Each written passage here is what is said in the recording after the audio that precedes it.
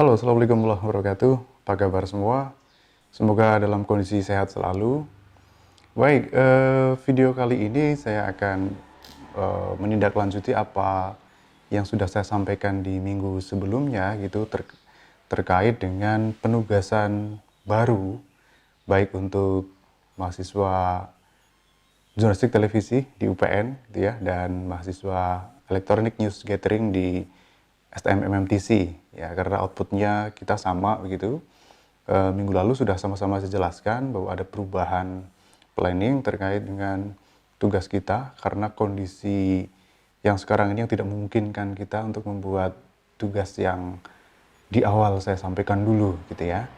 Nah, untuk menunjang itu, maka hari ini saya mengajak rekan saya dari UPN juga. Kalau teman-teman di UPN sudah mengenal beliau adalah Miss atau Mbak ya, Mbak Senja Yustitia MSI.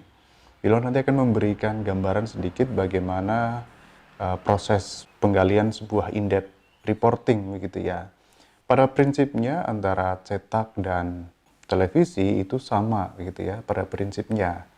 Tapi kemudian kalau di televisi, in-depth reporting ini sangat ditekankan pada aspek visualnya, gitu ya, visualnya. Nah, data menjadi sangat penting, tapi kemudian kalau data itu tidak bisa divisualkan, kalau dalam televisi itu juga menjadi kekurangan ya dalam sebuah berita televisi. Nah, untuk itu mari kita simak penjelasan dari Mbak Senja Justia berikut ini. Selamat pagi teman-teman. Pagi ini kita akan membicarakan tentang in-depth reporting televisi. In-depth reporting televisi sesungguhnya merupakan konsep yang hampir sama dengan in-depth reporting yang ada di media cetak maupun media elektronik lainnya seperti radio. Nah, kalau boleh saya bercerita sedikit, in-depth reporting atau laporan mendalam itu pada awalnya merupakan upaya dari media cetak untuk mengimbangi kekurangannya dari broadcast journalism. Seperti kita ketahui sebelum munculnya media online, broadcast journalism merupakan bentuk media yang paling cepat dan paling up to date dibandingkan oleh media cetak. Oleh karena itu, untuk mengimbangi produk broadcast journalism yang lebih cepat dan lebih up to date, maka media cetak kemudian membuat in-depth reporting dan investigasi reporting sebagai bentuk dari long story atau cerita yang lebih panjang dan lebih mendalam. Nah, in-depth reporting maupun investigasi reporting sebenarnya melibatkan atau memerlukan kemampuan 3 teknik penulisan sekaligus. Yang pertama adalah teknik penulisan feature, yang kedua teknik penulisan in-depth reporting, investigasi reporting tentu saja, dan kemudian teknik penulisan event reporting. Nah, apa yang membedakan antara in-depth reporting dan investigasi reporting? Banyak orang yang bingung. Sebenarnya bedanya cuma satu. Yang pertama adalah in-depth reporting tidak menggunakan hipotesa atau asumsi awal.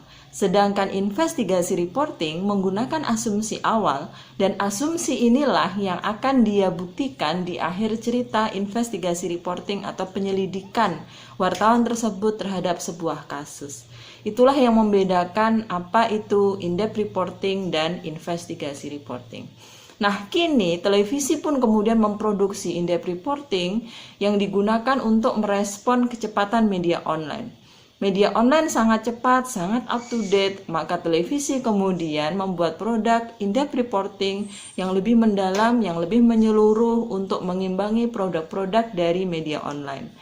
Nah, in-depth reporting maka kemudian disebut sebagai sebuah laporan yang mengabarkan kepada kita mengenai keseluruhan kejadian, keseluruhan event, keseluruhan peristiwa yang terjadi. Apakah kemudian durasi in-depth reporting harus panjang kalau di media cetak ataukah harus lama sekali kalau di media televisi? Tentu saja kita tidak ada patokannya. Tapi in-depth reporting memang membutuhkan penyajian background information yang sangat detail. Karena alat penulisannya adalah teknik penulisan feature artikel, maka dia memang membutuhkan durasi dan membutuhkan panjang berita yang lebih panjang daripada berita-berita yang lain. Dalam televisi, maka in-depth reporting televisi perlu diperhatikan dan perlu sangat mengaitkan dengan durasi dan daya tahan penonton, seberapa lama dia bisa menonton tayangan tersebut.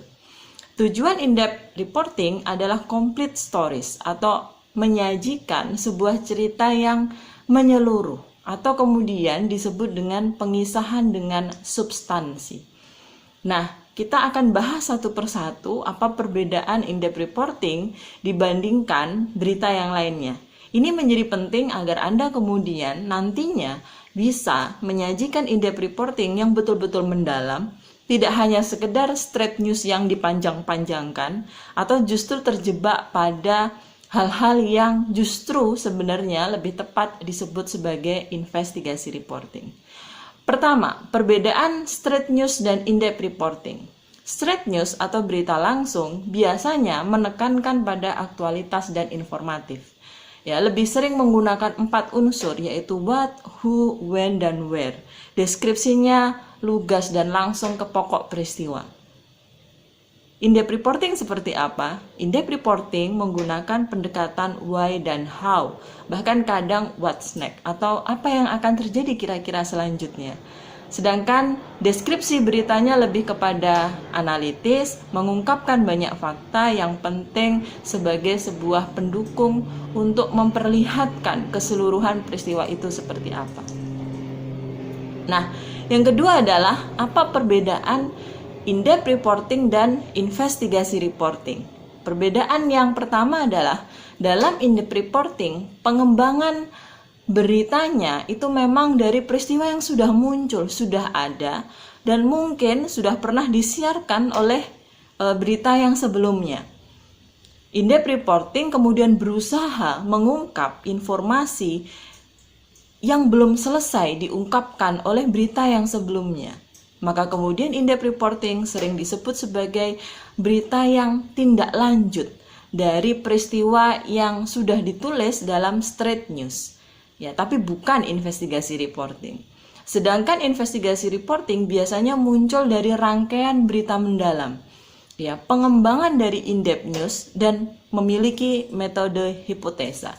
Metode ini hampir mirip dengan metode penelitian, karena kalau Anda meneliti dengan menggunakan hipotesa, maka beban si peneliti adalah harus bisa menyampaikan atau bisa membuktikan hipotesa tersebut. Sehingga investigasi reporting juga seperti itu. Selanjutnya adalah investigasi reporting mengungkap informasi yang di bawah permukaan dan belum selesai. Sumber informasinya bisa sangat bervariasi, namun kerjanya memang mengarah pada riset atau kerja intelijen. Maka, karena biasanya peristiwa yang dianggap atau diangkat dalam investigasi reporting itu berbahaya atau biasanya yang menyangkut kepentingan publik secara luas, nilai beritanya sangat tinggi, maka dalam investigasi reporting biasanya mencantumkan narasumber-narasumber anonim, yaitu narasumber yang jati dirinya tidak dibuka, namanya ditutupi untuk melindungi keselamatan narasumber tersebut. Nah, itu teman-teman kira-kira perbedaan signifikan antara investigasi reporting dan in-depth reporting. In-depth reporting mengangkat masalah lebih dalam, sedangkan investigasi reporting punya asumsi, punya hipotesa, menganggap ada dugaan pelanggaran dan penyelewengan yang terjadi pada masalah itu, yang mungkin dilakukan oleh salah satu pihak, misalnya pemerintah atau orang-orang yang memiliki kekuasaan lebih atas sebuah masyarakat. Maka kemudian jurnalis dalam hal ini itu memposisikan dirinya sebagai anjing penjaga atau watchdog. Itu perbedaan in-depth reporting dan investigasi reporting. Kalau Anda pengen lebih tahu lebih jelas ya apa investigasi reporting, dan Dandi Laksono dalam beberapa publikasinya menyampaikan bahwa investigasi reporting itu mengungkapkan kejahatan terhadap kepentingan publik atau tindakan yang merugikan orang lain. Skala dari kasus yang diulas cenderung lebih luas atau sistematis, atau ada kaitannya, ada benang merahnya. Investigasi reporting menjawab semua pertanyaan yang penting yang muncul dan memetakan persoalan tersebut dengan gamblang, sehingga duduk persoalannya menjadi lebih jelas. mendudukkan aktor-aktor yang terlibat dalam investigasi reporting dan kemudian didukung oleh data-data dan bukti-bukti yang kuat.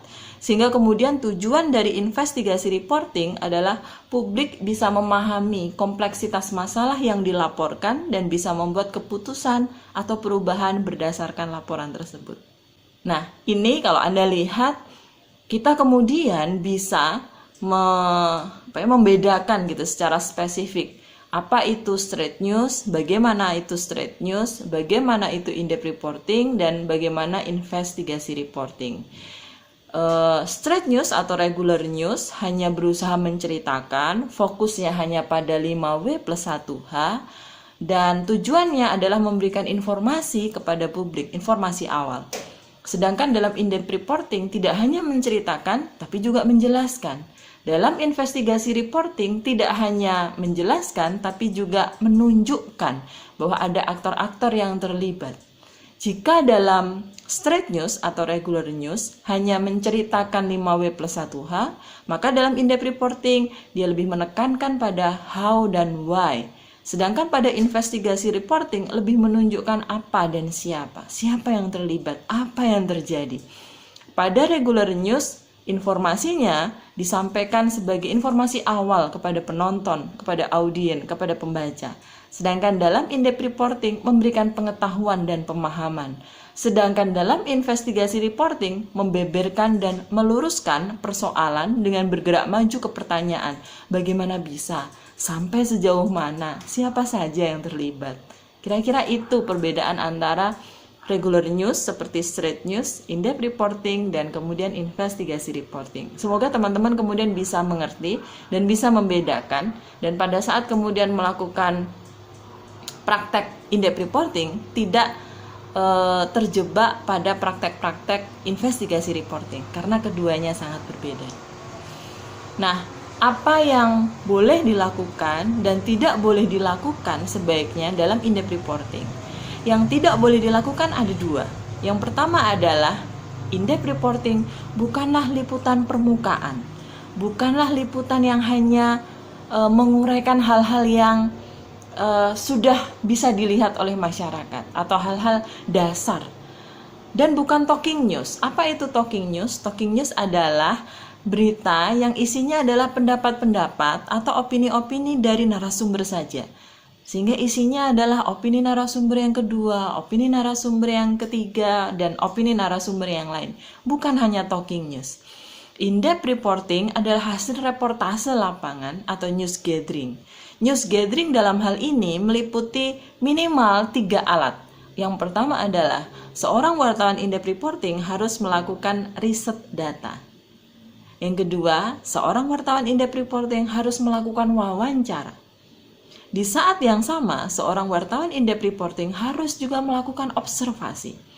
3 hal ini, riset data, wawancara, observasi, itu digunakan bersamaan dalam kaitannya ingin menunjukkan atau menampilkan data, kondisi, kenyataan yang lebih utuh dan mendalam kepada pembaca, kepada audiens atau kepada penonton di televisi.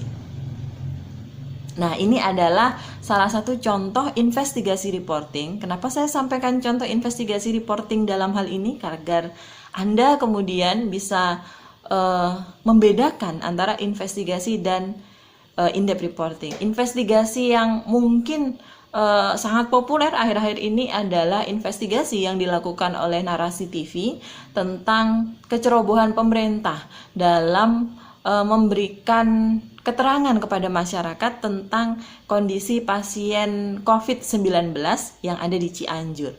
Ya, Anda bisa lihat sendiri bagaimana Narasi TV melakukan investigasi terhadap kasus ini. Kemudian contoh in-depth reporting adalah in-depth reporting yang ada di channel Berita 1 yang ada di YouTube. Anda bisa buka satu persatu, itulah contoh in-depth reporting yang kemudian bisa kita lihat dan kita bisa saksikan bersama-sama. Tidak hanya itu, Kompas TV juga beberapa kali melakukan atau membuat in-depth reporting yang bisa Anda juga saksikan di channel YouTube-nya. Silahkan Anda lihat, Anda bisa petakan perbedaan antara in-depth reporting dan investigasi reporting. Setelah melihat tayangan itu, saya rasa Anda kemudian akan bisa mencari dan memetakan apa sebenarnya gaya khas atau karakteristik unik dari in-depth reporting yang mungkin tidak dimiliki oleh jenis berita yang lain. Saya akan tunjukkan kepada Anda satu persatu apa yang menjadi karakter unik dari in-depth reporting. Yang pertama adalah detail. In-depth reporting sangat detail. Dia menceritakan akar masalahnya, menguraikan hubungan sebab akibat, pemicunya apa, triggernya apa, peristiwa ini. Kemudian stakeholder. Stakeholder itu adalah aktor-aktor yang terlibat, siapa saja, perannya bagaimana. Kemudian yang terakhir adalah ini tidak wajib, tapi kalau bisa Anda bisa sampaikan resolusi dari serangkaian kejadian ini seperti apa. Jadi sangat detail. Itu sebabnya wartawan in-depth reporting harus melakukan riset data dan observasi yang sangat panjang. Yang kedua adalah pemetaan masalah. Sebelum Anda turun liputan, wartawan in-depth reporting bisa melakukan pemetaan masalah dengan cara melakukan mind mapping. Apa yang bisa Anda lakukan? Uraikan permasalahan Anda dalam sebuah mind mapping sampai tidak bisa diuraikan lagi, sampai kepada unit yang paling kecil. Apa tujuan mind mapping ini? Untuk mengasah si wartawan seberapa tinggi, seberapa luas, dan seberapa dalam pengetahuannya terhadap sebuah permasalahan. Pemetaan masalah ini menjadi penting karena wartawan akan secara tidak langsung belajar dan berusaha memahami akar masalahan, peta permasalahannya seperti apa, sehingga Anda kemudian bisa mengukur seberapa jauh pemahaman diri Anda terhadap masalah ini. Kenapa seorang wartawan harus paham terhadap masalah? Karena wartawan harus bisa menceritakan permasalahan yang rumit, permasalahan yang sulit ke dalam sebuah berita yang lebih mudah, dalam sebuah penceritaan yang lebih simpel, sehingga kemudian masyarakat bisa mengerti dengan lebih mudah. Anda bisa bayangkan bagaimana jika seorang wartawan ternyata sama bingungnya dengan audiens karena pemahamannya tidak dalam, pemahamannya tidak luas. Maka sebaiknya seorang wartawan in-depth reporting dan wartawan jenis berita apapun memiliki pemahaman yang baik, memiliki pemetaan masalah yang dalam sehingga dia bisa dengan lebih mudah menyampaikannya kepada pembaca. Karakteristik yang ketiga adalah in-depth reporting sangat mungkin diproduksi dengan multidimensi. Multidimensi maksudnya di sini adalah in-depth reporting sangat bisa dilihat dari segala sisi. Misalnya kita pengen mengangkat sebuah peristiwa tentang penggusuran pasar misalnya atau penggusuran pemukiman masyarakat. Kita tidak hanya bisa lihat penggusuran pasar itu dari sisi ekonomi saja, tapi kita bisa lihat dari dimensi politik, kita bisa lihat dari dimensi sosial, kita bisa lihat dari dimensi budaya, kita bisa lihat dari dimensi apapun. Maka in-depth reporting biasanya kemudian diangkat dengan cara multidimensi. Sebuah peristiwa itu dikuliti dari berbagai sisi sekaligus sehingga harapannya bisa memberikan pemahaman yang baik kepada penonton atau pembaca. Nah, langkah-langkah perencanaan in-depth reporting memang sangat panjang. Itu sebabnya teman-teman in-depth reporting nyaris tidak pernah bisa diproduksi dalam waktu yang singkat. In-depth reporting biasanya diproduksi dalam waktu yang panjang, dalam waktu yang tidak sebentar, sehingga wartawan biasanya membutuhkan waktu yang cukup lama untuk melakukan perencanaan hingga kemudian peliputan sampai produksi, ya kalau di televisi sampai pasca produksi sampai kemudian dia siap untuk disampaikan kepada masyarakat. Nah, apa saja langkah-langkah perencanaan in-depth reporting? Yang pertama adalah brainstorming. Sebelum Anda melakukan liputan, ada baiknya Anda melakukan brainstorming dengan tim Anda. Identifikasikan isu-isu yang menarik. Apa saja yang menarik? Ada banyak isu di masyarakat, ada banyak peristiwa yang terjadi, tapi Anda harus pilih salah satu, tentu saja yang punya nilai berita tinggi, punya value kepentingan publik yang sangat besar. Ya, bisa isu terkini, bisa juga isu yang sudah lama namun sampai sekarang belum tuntas.